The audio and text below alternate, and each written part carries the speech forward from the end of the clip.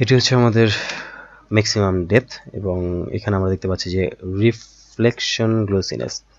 এটি হচ্ছে আমাদের গ্লোসিনেসটি, অর্থাৎ আমরা যে আমাদের এই সফটওয়্যারটি সাধারণত ম্যাক্সে শর্টকাট কি হচ্ছে F9 অর্থাৎ রেন্ডার কি, এবং এই সফটওয়্যারটির পজ শর্টকাট কি হচ্ছে F9। তো বারবার আমার হাত চলে যাচ্ছে F9 এ, তাই এটি বারবার পজ হয়ে যাচ্ছে।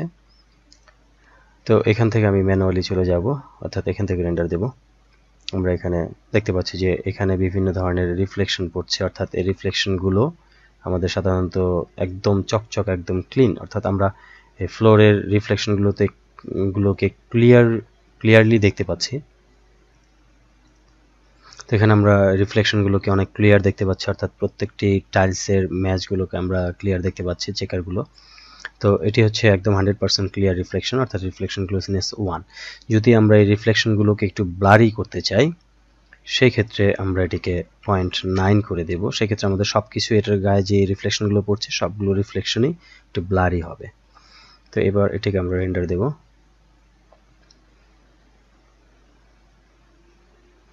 একটি জিনিস খেয়াল রাখতে হবে যে এটিকে যত আমরা বেশি ব্লারি করব তত বেশি রেন্ডার টাইম লাগবে, অর্থাৎ ফ্রস্টেড রেন্ডার করার জন্য ভিরের সময় বেশি লাগে। এটি ক্যালকুলেশন করতে হয়, অধিক পরিমাণে ক্যালকুলেশন করতে হয় ভিরের, যেহেতু এটি একটি ফিজিক্যাল বেস রেন্ডার ইঞ্জিন, তাই এটিতে যে কোনো কিছুই সাধারণত এই জাতীয় বিষয়গুলো, ডাইনামিক বিষয়গুলোতে একটি সময় বেশি লাগে, যেহেতু এটি ফেক নয়। আমরা একটু ব্লারি পাচ্ছি, যদি এটিকে আমরা আরও ব্লারি করতে চাই সেই ক্ষেত্রে আমাদের এটিকে বাড়াতে হবে, অর্থাৎ আমরা এটিকে 0.5 করে দেই। ভুল হয়েছে, আমি ম্যাটেরিয়ালটি সিলেক্ট করা ছিল গ্লাস ম্যাটেরিয়ালটি, আমরা এটিকে সিলেক্ট করব, অর্থাৎ লায়নের যে স্ট্যাচু ম্যাটেরিয়ালটি এটি সিলেক্ট করে নেব। দেন আমরা এটিকে 0.9।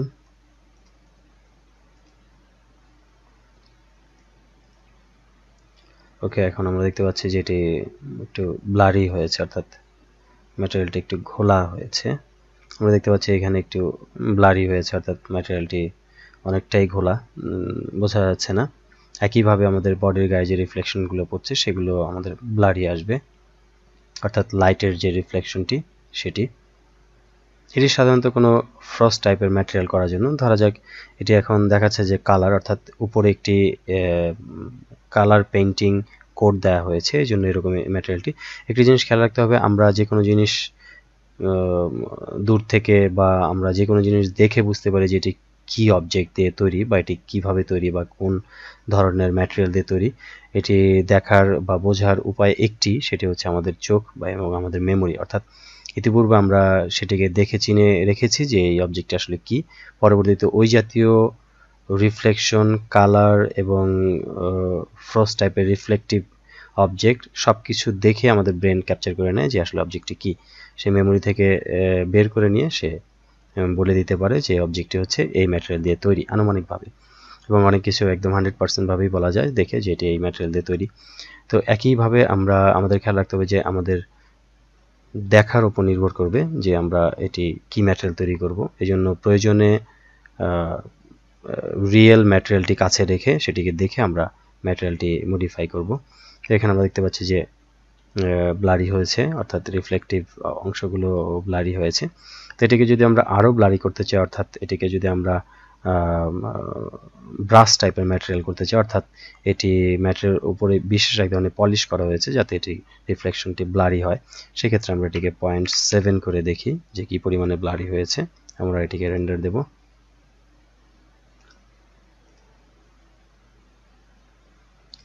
এবং এটা অবশ্যই রেন্ডার টাইমটা অনেক বেশি লাগবে, যেহেতু এখানে বেশি পরিমাণে ব্লারি করা হয়েছে 0.7। এখন আমরা দেখতে পাচ্ছি যে এখানে প্রচুর পরিমাণে ব্লারি করা হয়েছে এবং এটির দেখতে অনেকটা ভিন্ন এক ধরনের ম্যাটেরিয়াল মনে হচ্ছে, সিরামিক টাইপের ম্যাটেরিয়াল মনে হচ্ছে না, অর্থাৎ এটি অনেকটা দেখতে প্লাস্টিকের মতো মনে হচ্ছে যে এটি একটি প্লাস্টিক ম্যাটেরিয়াল দিয়ে তৈরি। তো বিষয়টি এরকম, রিফ্লেকটিভগুলো আমাদের অর্থাৎ লাইটের রিফ্লেকশনগুলোকে ব্লার হয়েছে। তো এটি চাইলে আমরা আরও দিতে পারি। আমরা সাপোজ ধরা যাক যদি আমরা 5 অথবা আমরা 6 যদি করি, সেই ক্ষেত্রে আমাদের ম্যাটেরিয়ালটি একটি ভিন্ন একটি ম্যাটেরিয়াল হয়ে যাবে। আমরা দেখতে পাচ্ছি এটি আরো ব্লারি হয়েছে। এটাকে আমরা আরেকটু ভালোভাবে বোঝানোর জন্য আমরা এটিকে 5 করে দিই, 0.5। এটি একটি ম্যাট অবজেক্ট হয়ে গেছে, অর্থাৎ প্লাস্টিক টাইপের একটি ম্যাট অবজেক্ট হয়েছে শুধুমাত্র ব্লারি চেঞ্জ করার জন্য।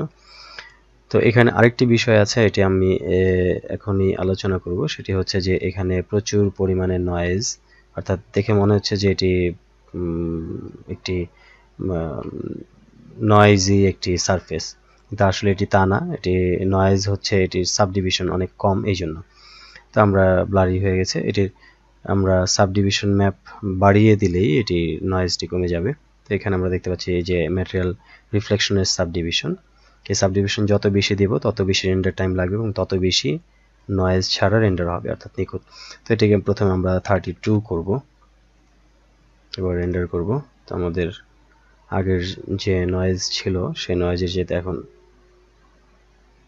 এবং রেন্ডার টাইম অবশ্যই অনেক বেশি লাগবে, অর্থাৎ আগের রেন্ডারটি ছিল 30 সেকেন্ড, এখন আমাদের রেন্ডার টাইম অনেক বেশি হবে। এখানে আমরা রেন্ডার টাইমটি দেখতে পাচ্ছি এই জায়গায়, এবং এখন নয়েজ আগের তুলনায় অনেক কম।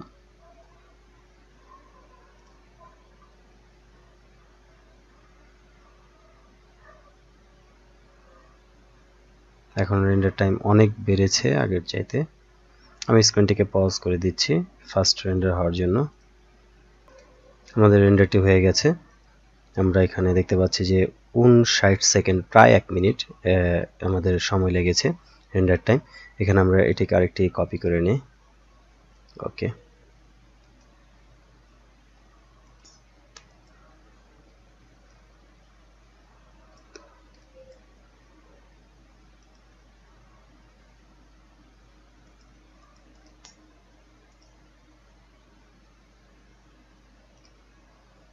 সরি, ওকে। তো এখানে আমরা এটি রেন্ডারটি আমরা দেখতে পাচ্ছি যে এটি ফার্স্ট, এবং এখানে আমরা যদি আরেকবার এটিকে আমরা আরো বাড়িয়ে দেই, অর্থাৎ 50 করে দেই, সেক্ষেত্রে আমরা দেখব এটির রেন্ডার কোয়ালিটি, অর্থাৎ নয়েজ একদমই নেই, প্রায় নেই বললেই চলে। এবং এটি যদি আমরা সর্বোচ্চ 100, এটির সর্বোচ্চ ভ্যালু হচ্ছে 100 করে দিলে এটির নয়েজ বিন্দু পরিমাণে থাকবে না। তো এটির টাইম আরো তখন অনেক বেশি লাগবে। আমরা আপাতত রেন্ডারটি ক্যান্সেল করে দেব শুধু এই অংশটি দেখার জন্য।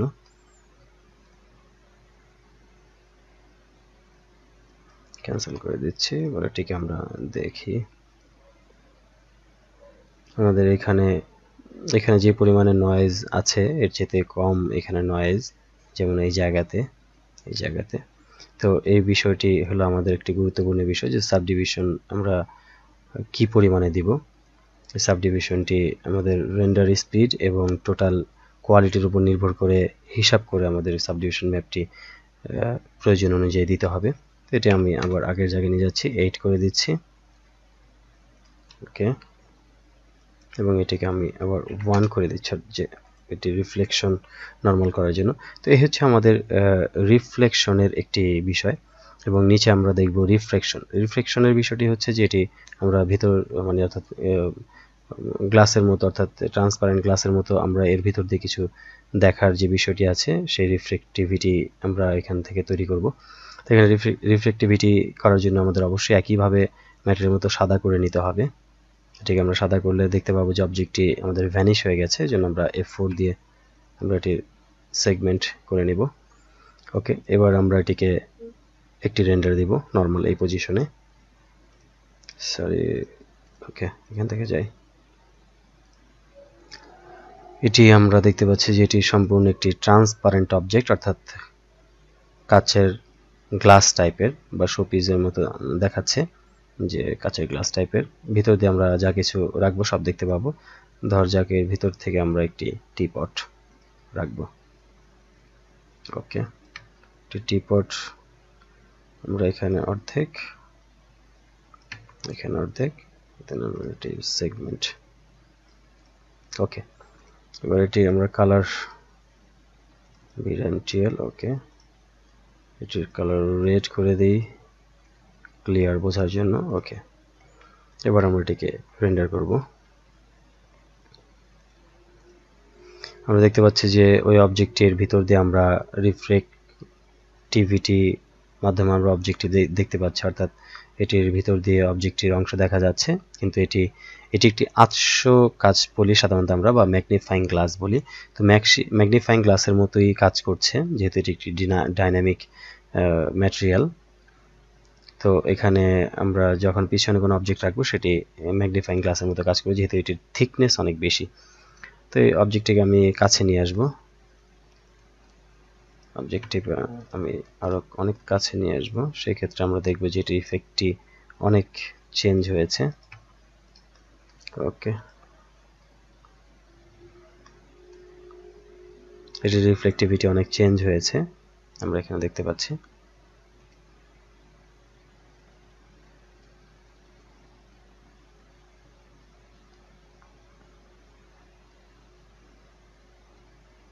এবং এটির রেন্ডার টাইম অনেক বেশি লাগে, কারণ এটির রেন্ডার টাইম, যেহেতু এটি একটি ডাইনামিক ম্যাটেরিয়াল এবং এটি অটোমেটিক্যালি রিফ্লেক্টিভিটি এগুলো সব কিছু ক্যালকুলেশন করে নেয়। তাই এটি, অর্থাৎ একটি ম্যাটেরিয়ালের মধ্যে যত বেশি কাজ করা হবে তত বেশি রেন্ডার টাইম লাগবে, এটি খেয়াল রাখতে হবে। আমাদের রিফ্লেকশন এবং রিফ্লেকশন দুইটিই আছে এখানে আমাদের। ওকে, এবার আমরা দেখব এটির রিফ্রেকশনের, অর্থাৎ এই রিফ্রেকশনের আমরা এই আইওআরটির সেটিং দেখব। অর্থাৎ এটিকে যদি আমরা 1 করে দেই, সেক্ষেত্রে আমরা এখানে দেখতে পাচ্ছি ম্যাটেরিয়ালটি চেঞ্জ হয়ে গেছে, অর্থাৎ এটি একটি ওয়্যার ম্যাটেরিয়াল হয়ে গেছে। অর্থাৎ আমরা এটিকে পুরা ভ্যানিশ, অর্থাৎ এটি এয়ার। আমরা ইতিপূর্বে দেখেছি যে এখানে, অর্থাৎ এয়ার হচ্ছে 1, এখানে আমরা দেখতে পাচ্ছি যে এয়ার হচ্ছে 1, অর্থাৎ এটি সম্পূর্ণ ভ্যানিশ হয়ে গেছে, এটি একটি এয়ারের মতো, অর্থাৎ এটি বাতাস হয়ে গেছে, সম্পূর্ণ ভ্যানিশ। যদি আমরা 1 করি এবং এটাকে যদি আমরা 1.1 করি, সেক্ষেত্রে কি দাঁড়াবে? সেক্ষেত্রে এটি একটি সম্পূর্ণ একটি ম্যাগনিফাইং গ্লাসের মতো বা ভিন্ন ধরনের একটি ম্যাটেরিয়াল এটিকে শো করছে। একইভাবে আমরা যদি এটিকে 1.2 করি, সেক্ষেত্রে এটি অন্যরকম আচরণ করবে।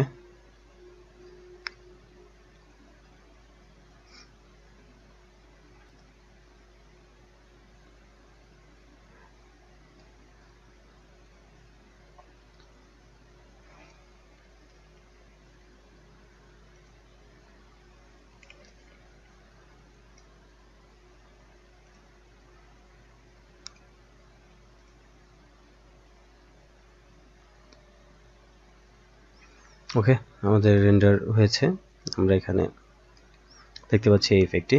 এবং আইওআর আমরা যদি চেঞ্জ করি, সেক্ষেত্রে আমরা দেখব যে যদি আমরা এটিকে 2 করি বা আমরা এটিকে ধরা যাক 6 করব, 6 করলে এটির ইফেক্টটি হবে এরকম, অর্থাৎ প্রচুর পরিমাণে এটির মধ্যে ভিতরে এবং বাইরে রিফ্লেকশন হবে। তো এবং সেক্ষেত্রে রেন্ডার টাইম অনেক বেশি লাগবে। অর্থাৎ আমরা এই আইওআরটি দেখে নেব যে আমরা আসলে এটিকে কি অবজেক্ট হিসাবে দেখতে চাই। এই ক্ষেত্রে আমরা এই আইওআরটি দেখে নিব, তো এটি সবচেয়ে বেটার, অর্থাৎ সময় বেঁচে যাবে। তো এখানে আমরা 1.4 রাখবো, অর্থাৎ যেটি স্ট্যান্ডার্ড ছিল 1.4, 1.6, 1.4 ছিল, সরি মেবি 1.6।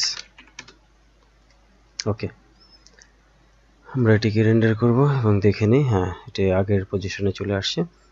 এবার এটিকে আমরা, এটির যে আরেকটি বিষয় আছে যে গ্লোসিনেসটি আমরা চেঞ্জ করব, অর্থাৎ গ্লোসিনেস 0.8 করে দেব। তাহলে আমরা এই ভেতরে যে টিপটটি আছে এটিকে আমরা ব্লারি দেখব।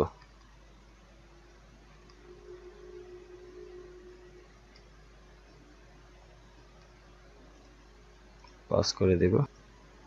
ওকে, আমাদের রেন্ডারটি হয়ে গেছে। এখানে আমরা দেখতে পাচ্ছি যে এটির ভেতর দিয়ে যে অবজেক্টগুলো দেখা যাচ্ছে সবগুলোই ব্লারি হয়ে গেছে, অর্থাৎ ঘোলা হয়ে গেছে। এবং এখানে আমাদের রেন্ডার টাইম লেগেছে 1 মিনিট 26 সেকেন্ড, অর্থাৎ রেন্ডার টাইম অনেক বেড়েছে, প্রায় দ্বিগুণ।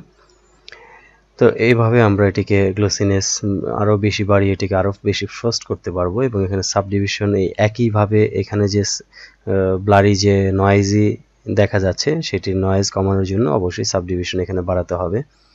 এটি খেয়াল রাখতে হবে। এবং ডেপথ, এটি একইভাবে যে অবজেক্টের ডেপথ কি পরিমাণে হবে ওই রিফ্লেকশনের মতোই এটিও একইভাবে কাজ করবে। তো এখানে এটি হচ্ছে ওই একই নিয়ম, কিন্তু এখন একটি বিষয় দেখাবো যেটি একটি গুরুত্বপূর্ণ, অর্থাৎ এই ট্রান্সপারেন্ট অবজেক্ট তৈরি করার ক্ষেত্রে আমরা অনেক সময় অনেক শোপিস বা অনেক ধরনের কাচের গ্লাস দেখে থাকি, যেটি হচ্ছে একটু কালারফুল গ্লাস বা একটু কালার, অর্থাৎ যখন গ্লাসটির সাইড এজ অর্থাৎ থিক হলে সেটির কালার বেশি বাড়ে, আর থিকনেস কম হলে কালারটি কম হয়। অর্থাৎ এক কথায় কালারফুল ট্রান্সপারেন্ট কোনো গ্লাস বা কালারফুল ট্রান্সপারেন্ট কোনো অবজেক্ট যদি আমরা দেখি, তো সেটি করার জন্য যে অংশটি আমাদের সেটিং করতে হবে সেটা হচ্ছে ফগ মাল্টিপ্লেয়ার এবং ফগ কালার, এই দুটি আমাদের করতে হবে। তো আমি এটিকে 1 করে দিলাম, যেহেতু আমি 100% ট্রান্সপারেন্সি চাই, সেই জন্য 1 করে দিয়ে আমি এটিকে প্রথমে ফগ কালার চেঞ্জ করব। ধরা যাক আমরা এটিকে ব্লুইশ করতে চাই, এই জন্য আমি এটিকে ফগ কালার ব্লুইশ করলাম। দেন এবার এটিকে ফগ মাল্টিপ্লেয়ার আমি 0.05 করব, সরি মাল্টিপ্লেয়ার না, সরি ফগ বেজ।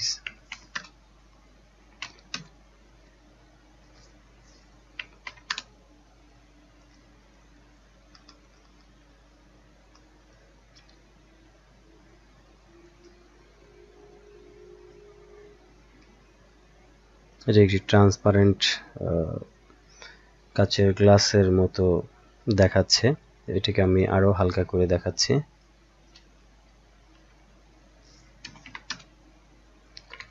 সরি, এটি আসলে ফগ মাল্টিপ্লেয়ার করতে হবে 0.1। ওকে, এবার এটিকে আমরা রেন্ডার দেব। এটির অর্থাৎ থিকনেস বা কালার থিকনেস অনেক কম এখন দেখাচ্ছে, যেটি অনেকটাই একটু কালারফুল গ্লাসের মতো দেখাচ্ছে। যদি আমরা এটিকে আরো বাড়াতে চাই, এটির ফগ মাল্টিপ্লেয়ার পরিমাণ বাড়াতে হবে। দেখা যাক, আমরা এটিকে একটু বাড়িয়ে দিই, অর্থাৎ এটিকে 0.5 করে দেব। এবার এটিকে রেন্ডার করব। রেন্ডার করে আমরা বিষয়টি একটু দেখে নিচ্ছি, এটাকে আমরা পজ করে দিচ্ছি। আমাদের রেন্ডার শেষ। এবার আমরা এখানে একটি বিষয় দেখব যে অর্থাৎ এই পায়ের অংশটি কিন্তু একটু অবজেক্ট থিকনেস কম। আমরা এখানে দেখে নেব যে এই পায়ের অংশটির থিকনেস কিন্তু অনেক কম, এই জন্য এখানের লাইটটি অনেক হালকা, অর্থাৎ লাইট কালার হয়েছে, স্কাই টাইপের লাইট কালার বা লাইট ব্লু কালার। আর যে অংশগুলোতে ডেপথ বেশি, অর্থাৎ মাথার এই অংশটি একটু ডেপথ বেশি, তাই এই অংশটিতে সাধারণত ডিপ ব্লু কালার আমরা পেয়েছি। তো এই বিষয়টি হচ্ছে যে ওই ধরনের অবজেক্ট বা ওই ধরনের কালারফুল গ্লাস তৈরি করার জন্য এটি দরকার পড়ে। অনেক ক্ষেত্রে এটি সুইমিং পুলের পানি বা আমরা সাধারণত সমুদ্রের পানি বা খুব ডেপথ অর্থাৎ গভীর সম্পন্ন বা বেশি গভীর টাইপের যদি আমরা নদী বা পানি আমরা তৈরি করতে চাই, সেক্ষেত্রে আমরা চাইলে এটির মাধ্যমে আমরা পানির গভীরতা বাড়িয়ে আমরা এটিকে করতে পারি, অর্থাৎ এই ট্রান্সপারেন্সির মাধ্যমে আমরা রিয়েলিস্টিক ওয়াটার আমরা করতে পারি। তো এটি আমাদের খেয়াল রাখতে হবে। তো এই বিষয়টি হচ্ছে এখানে যে ফগ মাল্টিপ্লেয়ারের মাধ্যমে এবং ফগ কালারের মাধ্যমে এটির কালার চেঞ্জ করা যাবে। অনেকে আছে যে রিফ্লেক্টের মধ্যে কালার চেঞ্জ করে, অর্থাৎ কালারফুল গ্লাস করার জন্য, এটির মাধ্যমেও চেঞ্জ করা যায়, আবার এখানেও চেঞ্জ করে। তো এটি হচ্ছে সম্পূর্ণ 100% পারফেক্ট ট্রান্সপারেন্ট গ্লাস টাইপের ম্যাটেরিয়াল করার জন্য এটি হচ্ছে বেস্ট। তো এই হচ্ছে বিষয়, এবং এটি এখানে একইভাবে আলফা করা যাবে এবং এফেক্ট শ্যাডো, অর্থাৎ আলফার শ্যাডোটি এফেক্টিভ হবে কিনা, এইগুলো বিষয় অ্যাডভান্টেজ যে কিছু বিষয় আছে সেগুলো। তো এই হচ্ছে আমাদের সেটিং। এবং এখানে আরেকটি বিষয় আছে যে রিফ্লেক্ট অন ব্যাক সাইড, যদি আমরা এটিকে ট্রান্সপারেন্ট করি বা কাচের গ্লাস টাইপের করি, অর্থাৎ গ্লাসের ওই পাশ থেকে কোনো কিছু রিফ্লেকশন হবে কিনা, সেটি হচ্ছে এটি, অর্থাৎ রিফ্লেকশন অন ব্যাক সাইড থেকে রিফ্লেক্ট হবে কিনা, এটি হচ্ছে এটি।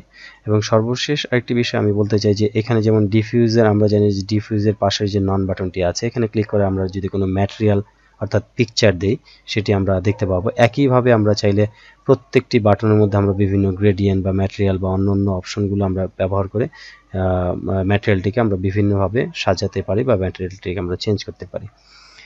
তো এই পর্যন্তই আজকে থাকবে যে স্ট্যান্ডার্ড একটি ম্যাটেরিয়ালের, এবং পরবর্তী লেসনে আমরা অন্য একটি ম্যাটেরিয়াল নিয়ে আলোচনা করব, সেটি আমরা পরবর্তী লেসনগুলোতে দেখব।